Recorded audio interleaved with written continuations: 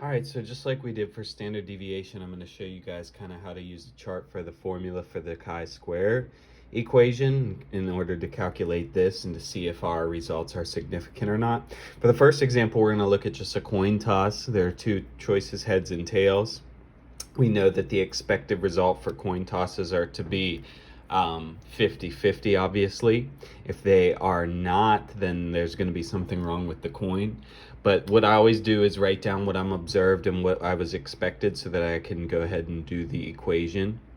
In this chart, you don't have to use it, but it just goes through step by step so that you can do each part of the equation in a step fashion instead of trying to do it all at once, and it might make you mess up more. So what we get is 77 heads and 123 tails. So I'm going to write those in there. What we should get is 100 each, right? Because 50-50 would make us expect to get about 100 heads and 100 tails. But we did not. We got 77 heads and 123 tails. So we got tails a little more. And maybe that's normal, maybe it's not. We're going to calculate a chi-square test to find out if that's too off from what we should have expected or if it is actually something that could have been due to just, random chance, and that's normal. So we find out what the difference is. The difference between 177 is going to be 23. The difference between 100 and 123 is also 23. Okay, and one of them will be negative, but it doesn't matter because we're about to square it. 23 squared, 529.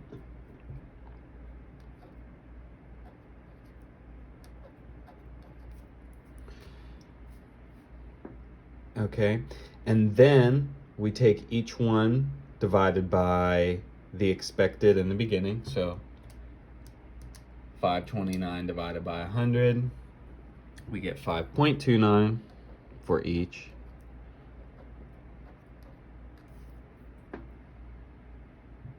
Okay, and then what we have to do is just add those two together because this is the sum. So we just add these two, 529 plus 5.29.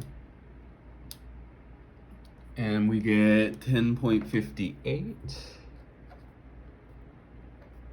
All right, so that's my chi-square value, okay? We're not finished though because we need to just see if that value is significant or not. So that's the part where you just calculate the chi-square. Okay, use the chart. It's easier than the standard deviation. Once I have that 10.58 though, we're gonna have to look for that in this chart somewhere based on our degrees of freedom. What does degrees of freedom mean? Degrees of freedom is how many possibilities were there minus one. There's always that minus one, just like we had in standard deviation. You don't need to know why, just know that that's what degrees of freedom means. We only had two possibilities here, tails and heads. So really the degrees of freedom is only one. So if I go to 1 and I go to where 10.58 is, all the way over here, okay, that's going to be somewhere in this area, way up here. When I look down at what that means, it's called a p-value, but really we just are looking for significant or not significant. That means that this data is significantly different than what we should have expected. Okay, so this is significant. What that means is that this is not normal. If it was here, not significant, that means that the coin toss was regular. We got about what we expected. It was close enough to 50-50. But here, that means something's wrong. Getting only 77 heads and 123 tails out of a 200-time coin toss, according to the chi-square test, is significantly different than what we should have expected, which means that something must be wrong with this coin. That's not normal to get that. Something is wrong with this coin in terms of that data. It looks like it's going towards heads too much. That is not going to be what a scientist would call random. Of course, I guess it's possible, right? But a scientist would call that something that is not right. And so that's going to need to be something that we would have to look at. And that's going to show us something in a science experiment that, okay, that's not normal, something's wrong, that data is showing us something.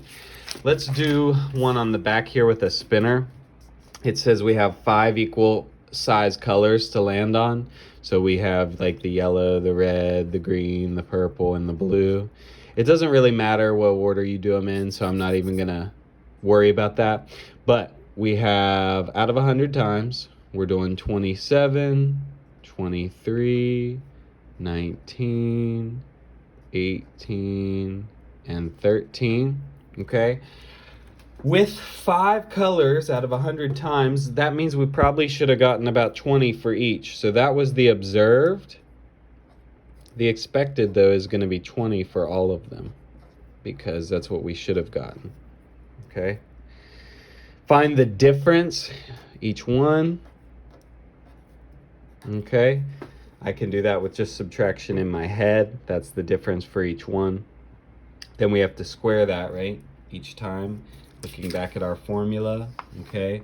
We have to square it, and then we'll divide by E. So 49, 9, 1, 4, 49, okay?